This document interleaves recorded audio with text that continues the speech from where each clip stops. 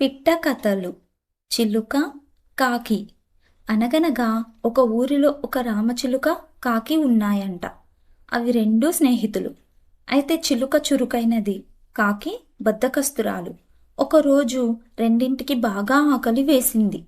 అక్కడ దగ్గరలో ఉన్న జామ చెట్టుపై వాలి మంచి జామకాయ కోసం వెతకడం మొదలుపెట్టాయి.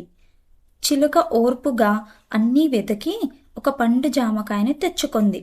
కాకి బద్ధకంతో ఒక పచ్చి జామను కోసుకుంది. అయితే చిలుక తెచ్చిన పండిన జామను చూడగానే కాకి నోరు ఊరింది. ఎలాగైనా అది దొంగిలించి తినేయాలనే ఆశ కలిగింది. అందుకని చిలుకతో, బాగా అలసిపోయాం కదా, స్నానం చేసి తిందామా అని అంది.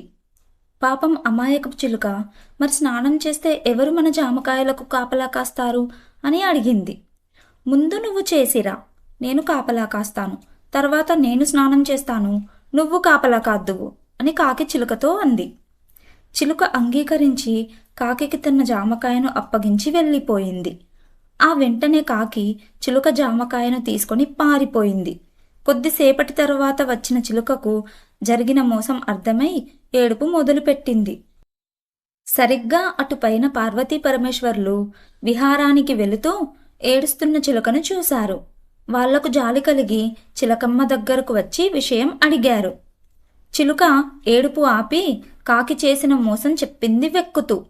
అప్పుడు పార్వతీ పరమేశ్వర్లు చిలుకను ఓదార్చి, మమ్ములను తలుచుకొని ఒక చిన్న గొయ్యి తవ్వి చూడు అని చెప్పి మాయమయ్యారు. చిలుక సరే అని దండం పెట్టుకొని ఒక చిన్న గొయ్యి తవ్వింది. చిన్న జామకాయ దొరికింది దానికి. తింటే చాలా తియ్యగా ఉంది. ఈసారి కొంచెం పెద్ద గొయ్యి తీసి చూద్దాం అనుకుని కొంచెం పెద్ద గొయ్యి తీసింది. ఈసారి ఇంకొంచెం పెద్ద జామకాయ దొరికింది. అది ఆనందంతో మళ్ళీ దండం పెట్టుకొని ఇంకా పెద్ద గొయ్యి తీసింది. దానికి చాలా పెద్ద జామకాయ దొరికింది.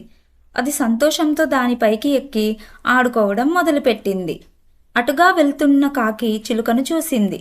అంత పెద్ద జామకాయ దానికి ఎలా దొరికిందని ఆరా తీసింది. మంచిదైన రామచిలుక కాకి చేసిన ద్రోహం మర్చిపోయి జరిగిందంతా కాకికి చెప్పింది. కాకికి దుర్బుద్ధి పుట్టింది. అది కూడా ఒక చోట కూర్చొని పెద్దగా ఏడవటం మొదలుపెట్టింది. విషయం అర్థమైన పార్వతీ పరమేశ్వర్లు నవ్వుకొని కాకి దగ్గరకు వెళ్ళి, ఎందుకు ఏడుస్తున్నావు అని అడిగారు.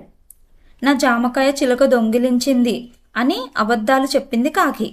అయితే చిన్న గొయ్యి తీసి చూడు అని కాకికి చెప్పి మాయమయ్యారు వాళ్ళు.